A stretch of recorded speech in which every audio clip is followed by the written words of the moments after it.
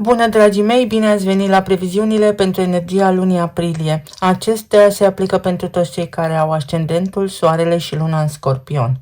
Încep în prima parte prin a descrie tranzitele astrologice din această lună, iar apoi vedem ce ne spune energia din cărțile de oracol, din cele de tarot, dar și din talismane. De asemenea, vă rog frumos să luați aminte faptul că acestea sunt previziuni generale și informațiile au caracter informativ. Să vedem așadar despre ce este vorba în luna aprilie. Pentru voi, în mod special, este o lună de recalibrare în viața de zi cu zi și la nivel de lume interioară, de trăiri interioare. Iar acest lucru nu se întâmplă într-un mod neapărat liniștit, este un proces în care, sub o formă sau alta, sunteți forțați să vedeți cu mai multă claritate ce nu mai funcționează și ce trebuie schimbat sau transformat. Luna a debutat cu evenimentul de lună plină din Balanță, din casa a 12-a, casa subconștientului, casa tiparelor ascunse, a trecutului, a proceselor invizibile, casa unde de obicei ne retragem și unde este mai puțină claritate. Aceasta este una dintre cele mai subtile și intense activări pentru voi, pentru că nu aduce neapărat evenimente vizibile, aduce mai degrabă conștientizări extrem de profunde. Luna plină aici scoate la suprafață emoții intense, frici, puternice și situații nerezolvate. Acesta este un moment de eliberare. Nu mai avem cum să ne ascundem. În cazul de față, voi puteți căpăta claritate asupra lucrurilor enumerate anterior. Această lună plină pentru voi este în opoziție cu casa a 6-a, iar asta creează o tensiune între ceea ce trăiți în interior și modul în care duceți viața de zi cu zi, în rutina voastră. Astfel că puteți conștientiza acum că rutina nu mai este sustenabilă sau că anumite obiceiuri sunt influențate de tipare inconștiente, că faceți anumite lucruri și nu înțelegeți de ce. Și este un moment în care să înțelegeți că schimbarea reală pornește de la voi înșivă, dar trebuie aplicată concret, pas cu pas, în viața de zi cu zi. Apoi, intrarea planetei acțiunii, a lui Marte, în Berbec, în semnul de domiciliu, activează casa a 6-a, casa muncii, a rutinei și a sănătății, și Marte aduce aici energie, dar și presiune, tensiune. Puteți avea mai multă motivație să faceți anumite lucruri, să vă organizați viața sau să începeți proiecte, dar sigur că există și riscul de supra-solicitare sau stres. Este o energie de acțiune intensă în viața de zi cu zi și indicat ar fi să puneți foarte bine în echilibru viața profesională și pe cea personală, fără să ignorați sănătatea. Marte în casa a 6-a, pe parcursul lunii, va forma un aspect favorabil cu Uranus în momentul în care își începe tranzitul prin Gemeni și va activează casa a 8-a, ceea ce creează o legătură între rutina voastră de zi cu zi și transformările profunde. Schimbările pe care le puteți face acum pot avea impact, să spunem, sau influență asupra relațiilor intime, asupra resurselor împărțite cu ceilalți, asupra proceselor emoționale. În același timp, Marte va intra și într-o relație de tensiune cu Pluton din Vărsător, care este în casa a 4-a. Iar acest aspect poate aduce conflicte, presiuni legate de familie, locuință sau spațiul personal. Și este posibil să simțiți că trebuie să faceți ceva și să schimbați în mediul vostru de bază niște lucruri importante pentru a vă fi mai bine. Ulterior, și Mercur, planeta gândirii, intră în Berbec, tot în casa a 6-a, și se apropie de Marte. Se întâlnește cu energia din Berbec acum. În acest moment avem în Berbec Saturn, Neptun, Marte, Mercur, vom avea lună nouă și pe Chiron. Iar Mercur, când îl întâlnește în primă fază pe Marte, formează o aliniere între gândire și acțiune în zona rutinei. Aici pot apărea decizii rapide legate de muncă, de colectivul de la locul de muncă, de organizare sau de sănătate. Și este un moment în care e posibil să vreți să fiți mai eficienți, să doriți claritate, să aveți mai multă claritate, dar să fiți și ușor grăbiți, să fiți vigilenți în acest sens. În același timp, Mercur formează și el un aspect favorabil de această dată cu Jupiter care este în rac, în casa a noua, ceea ce aduce, să spunem, o dimensiune mai largă în gândirea voastră. Vedeți o perspectivă mai amplă asupra lucrurilor și nu vă mai orientați doar pe detalii și pe lucrurile imediat vizibile în viața voastră, ci vă puteți orienta și către sensul vieții, către a găsi răspuns la toate DC-urile pe care le aveți acum. Puteți acum începe să vedeți cum viața voastră de zi cu zi se leagă cu direcția voastră generală. Lucrurile să capete sens și contur în viața voastră. Apoi avem luna nouă în Berbec, tot în casa a 6-a, iar acesta este punctul de început în rutina voastră. Casa a 6-a nu este despre schimbări spectaculoase. Aici vorbim despre ceea ce știm, despre obiceiuri, disciplină și organizare. Iar această lună nouă marchează începutul unei noi rutine, noi obiceiuri, unui mod nou, unui mod diferit de a vă gestiona energia.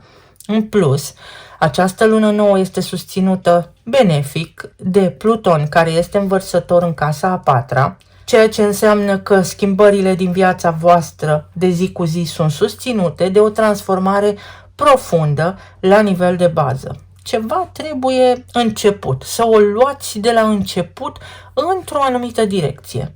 Ce schimbați acum în rutina voastră are o legătură directă cu stabilitatea voastră emoțională. Dacă vreți ca lucrurile să se întâmple diferit, este necesar acest act de curaj.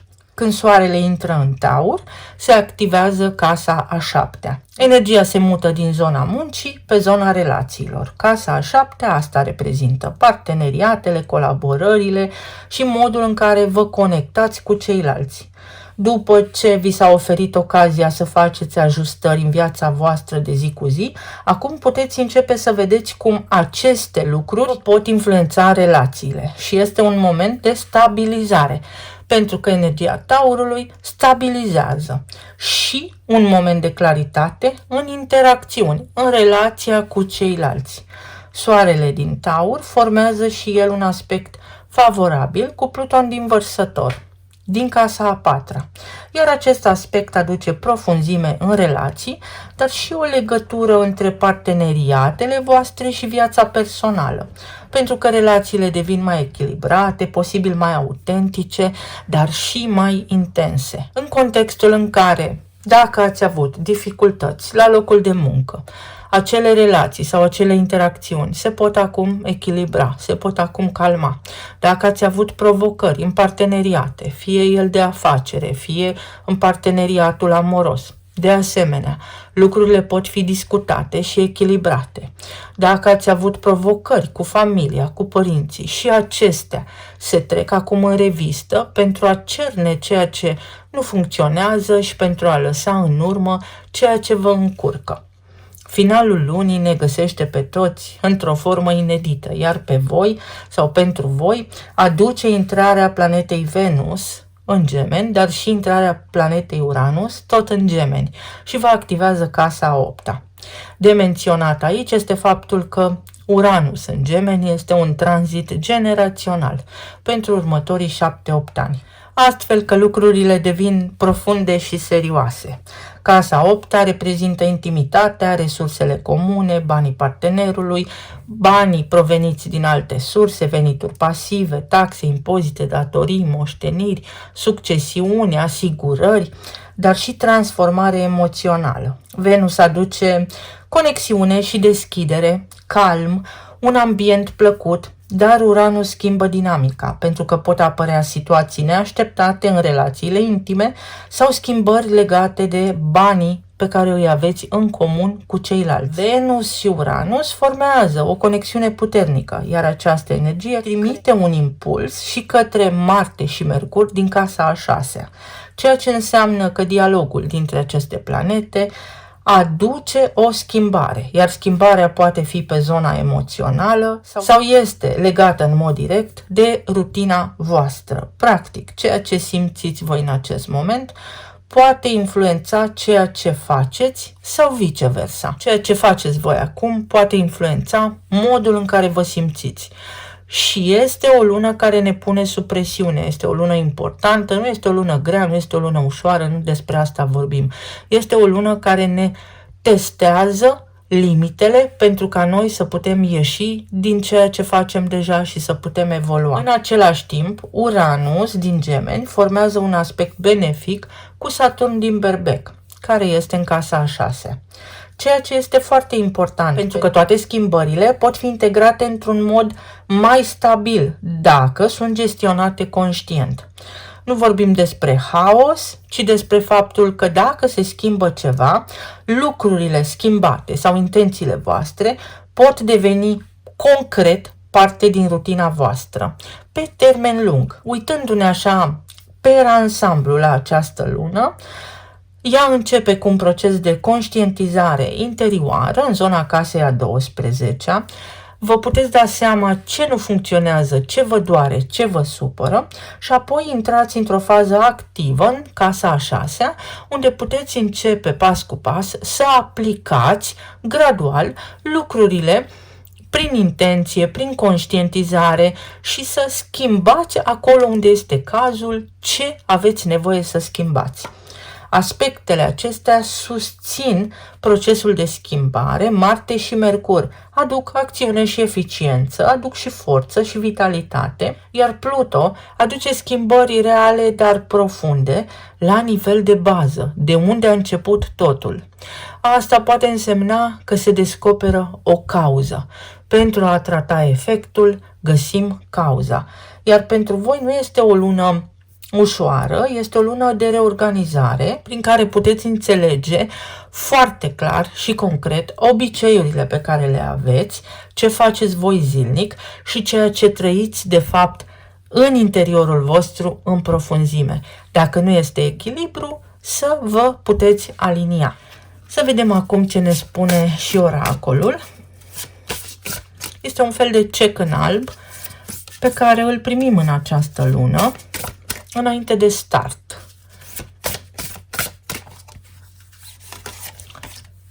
Casa a doua. Resursele voastre proprii. În casa a doua vorbim și despre bunuri materiale, vorbim și despre bani, vorbim și despre stimă de sine. Asta înseamnă că pentru voi în această lună va fi extrem de important să conștientizați care este experiența voastră de viață. Sau dacă nu cumva ați rămas cumva prinși într-un program vechi. V-ați însușit o identitate și ați rămas blocați în acel rol, în acel sens pe care l-ați avut până acum.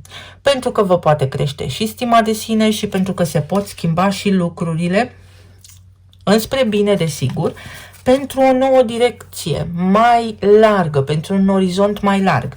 Voi aveți casa a doua în Săgetător. Iar asta înseamnă că elevul devine profesor. Asta înseamnă că tot ceea ce ați învățat voi acum poate fi pus în practică sau că a venit momentul poate să delegați, să învățați mai mult. Oamenii din jurul vostru să dați mai departe niște atribuții care poate pe voi vă obosesc, pentru că asta vă încurcă de fapt să vă concentrați pe ceea ce contează cu adevărat, și anume sufletul vostru.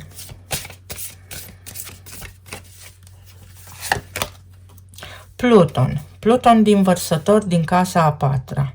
Schimbări la nivel de familie, schimbări de la bază.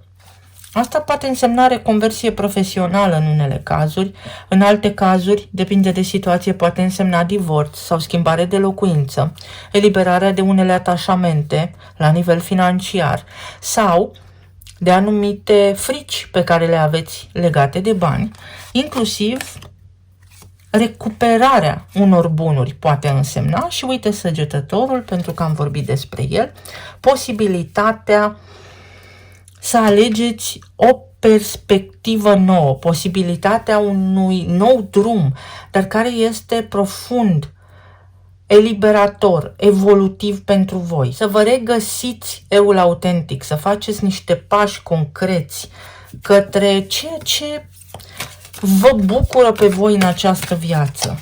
Să nu uităm faptul că voi ați avut foarte mult timp energia neptuniană și energia lui Saturn în casa bucuriei, iar asta v-a făcut extrem de serioși posibil. Urechea, vești bune, este o lună care vă ajută. Energia din această lună vă ajută foarte mult. În altă ordine de idei, poate fi vorba despre vești bune la nivel financiar, vești bune în legătură cu familia, schimbări, dar care sunt extrem de benefice pentru binele vostru și al familiei voastre.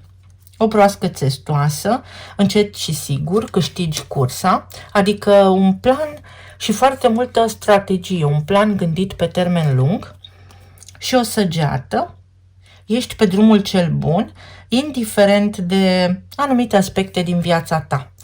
Vedeți că aveți acea casă a 6-a la nivel de rutină foarte activă, ceea ce înseamnă la un nivel foarte profund că voi jucați un rol și sunteți prinși, captivați profund de ceea ce se întâmplă cel mai probabil la locul de muncă sau de rutina voastră, fără să vedeți cumva dincolo de aparențe. Iar luna aprilie vă trezește un anume simț să vedeți dincolo de aparențe, pentru că pe termen lung va fi nevoie de voi mai vigilenți, mai treziți, mai curajoși.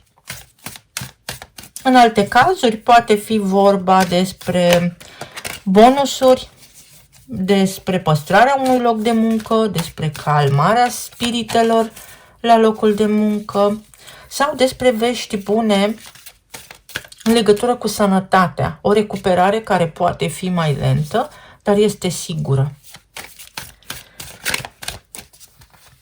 Să vedem pe zona de sănătate, plan material și emoțional, ce ne spune energia.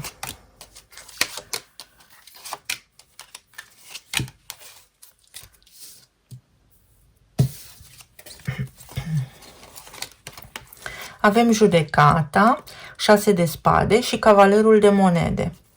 Energia spune în felul următor, că luna aprilie este la nivel de relații momentul de trezire, momentul în care puteți echilibra, puteți stabiliza lucrurile în relația voastră sau momentul în care trecutul are nevoie de o ultimă reevaluare pentru a închide capitole vechi, odată și pentru totdeauna, pentru că există o tendință inconștientă de a vă întoarce în permanență acolo sau o tendință inconștientă de a repeta trecutul. În acest sens, energia lunii aprilie pe zona de relații pentru voi aduce schimbări. Schimbări în bine, schimbări care duc către evoluție, schimbări care pot ajuta în parteneriatul actual, în căsnicie, în relația de cuplu pe care o aveți, schimbări care duc către o altă direcție, către o altă etapă din viața voastră, poate fi o mișcare sau un pas către o împăcare, către o iertare sau către un nivel de înțelegere mai profund asupra unor relații mai vechi care poate v-au scăzut stima de sine și v-au rănit profund. Vorbim despre vindecare și despre faptul că aveți tranzite în casa a 12-a, luna plină din balanță, care are legătură cu relațiile. Cum relațiile posibil să vă fi definit viața sau interacțiunea cu ceilalți în permanență v-a influențat, fără ca voi să vă dați seama. Cavalerul de monede din nou, dar vedeți ce interesant, într-unul dintre seturi se uită către trecut, iar în acest set se uită către viitor. Aceeași monedă cu două fețe, ceea ce înseamnă că pentru voi pe zona de relații este o lună care activează o alegere importantă sau care activează fix momentul de care aveți nevoie sau curajul de care aveți nevoie pentru a vă vindeca, pentru a depăși anumite situații, pentru a vindeca anumite răni vechi. 10 de spade. Pentru că trebuie să lăsați în urmă realmente ce a fost.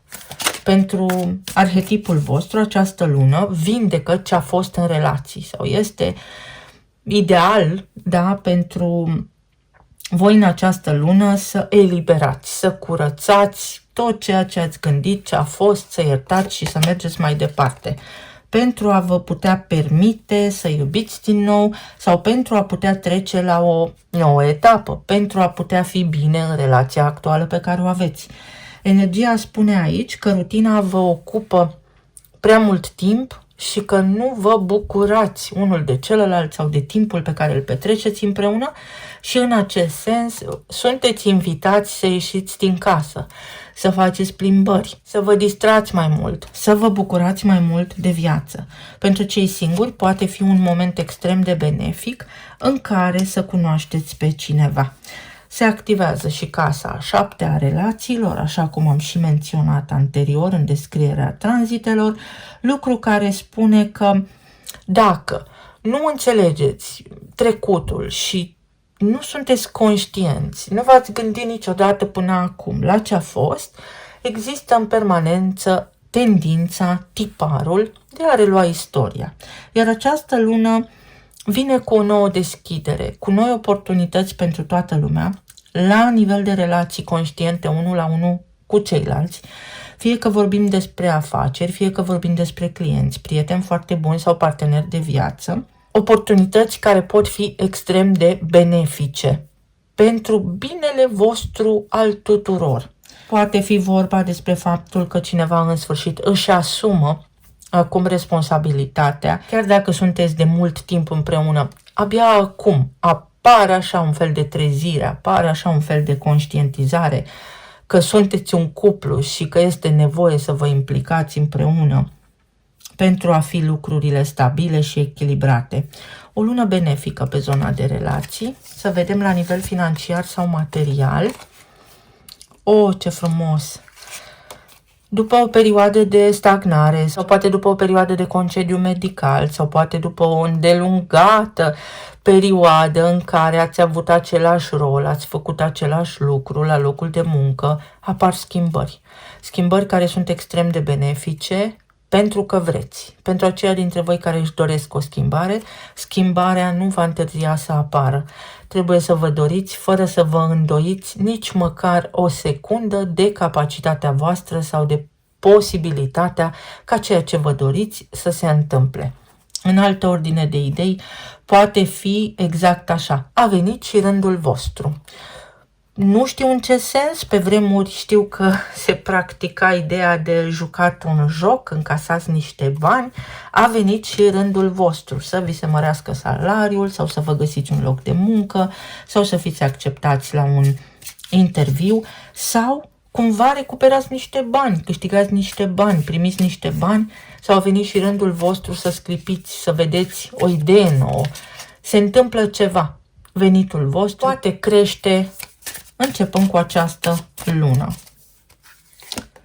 Roata destinului, omul potrivit la locul potrivit sau ideea că se pot schimba acele lucruri care nu au funcționat până acum pe zona planului material sau financiar. Iar dacă sunteți pensionați, totuși vă vine cheful de viață. E și Jupiter din retrogradare, el face un aspect favorabil cu Mercur în această lună, așa cum am spus, iar asta înseamnă idei. Idei despre cum cândva, poate, ați vrut să faceți niște lucruri pe care, iată că acum, viața vă oferă oportunitatea să le puneți în practică. Sau poate fi un fost angajator cu care reluați legătura. Pe zona emoțională și aici este bine, este o revenire, în primul rând la nivel medical, cu sănătatea. Veți avea o lună mai plină de vitalitate pentru că îl veți avea pe Marte în berbec, ceea ce înseamnă energie fizică, un corp fizic mai bine susținut. Aveți steaua care reprezintă o vindecare, aveți regina de bâte aici care vorbește despre o inimă puternică, o voință de fier și 6 de cupe. Ca în tinerețe sau ca atunci când vă simțeați voi cel mai bine. Poate fi și o lună în care faceți niște lucruri pe care nu le-ați mai făcut de mult timp, poate fi o revenire din trecuta cuiva, tocmai pentru că aveți luna plină din balanță pe casa a 12-a, să se trezească cineva plin de regrete. Se poate, sigur că se poate. Sau poate fi, în sfârșit, curajul să puneți în practică acele lucruri la care v-ați tot gândit de o viață. Atenție la zona cardiovasculară. La tot ceea ce are legătură cu inima, circulația sângelui. În unele cazuri sunt bătăi ale inimii de bucurie. vești bune care vă fac inima să tresară în piept de bucurie. Nebunul. De la bază, Pluton din Vărsător vă ajută să vă eliberați, să vă iertați, să vă eliberați de control sau de nevoia de a face anumite lucruri așa cum știți voi cel mai bine. Poate sunteți surprinși, poate este o lună extrem de spontană pentru unii dintre voi, ceva atipic se întâmplă și o luați de la început, sau poate fi o doză de încredere inimaginabilă că o puteți lua de la început oricând. 2 de monede și există aici un moment în care aveți de ales și regele de monede. Dacă s-a acționat sau nu, acesta este soarele în Taur. Soarele când intră în Taur activează pe casa relațiilor echilibrul în raport cu ceilalți, cât dați să și primiți la schimb. Pot fi niște decizii strategice la nivel de business sau poate fi vorba despre cineva care acum să spunem că vă cere o șansă. Este o șansă, este o negociere, este o nouă încercare la nivel de relații, conștiente 1 la 1 cu ceilalți. Pe zona de sănătate este din ce în ce mai bine sau este o lună în care vă puteți simți mai bine ca anterior. Să vedem ce ne spun și talismanele.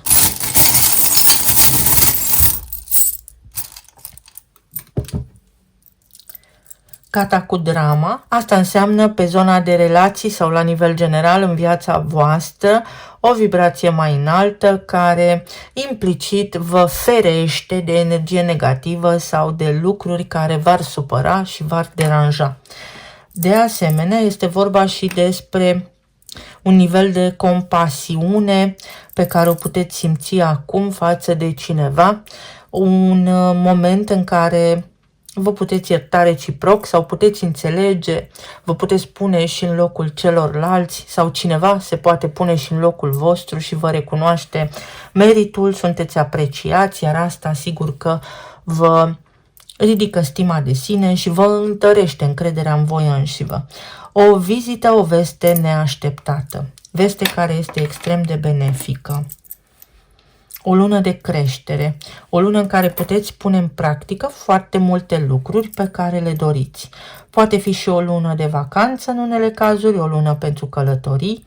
Este o lună importantă pentru ideea de destin, care spune în felul următor: nu contează ce ai trăit până acum, trăiește în prezent, schimbă-ți mentalitatea și vei vedea că poți să fii alt om, altă identitate. O lună cu vești bune, o lună cu lucruri bune și este o lună plină de surprize, este o lună dinamică, este o lună în care vă simțiți bine la nivel medical, este și o lună cu diverse evenimente, poate culturale, poate sociale, dar care vă încântă, vă stimulează. Iar asta duce către lucruri extrem de frumoase, magice. Din nou o lună cu bucurie, o lună de încredere că puteți fi pe picioarele voastre, că vă descurcați singuri în anumite situații, într-un anumit context. Că nu trebuie să depindeți de nimeni. Oh, ce frumos! În relația cu ai voștri copii pot apărea niște schimbări care produc o apropiere, curăță o rană veche.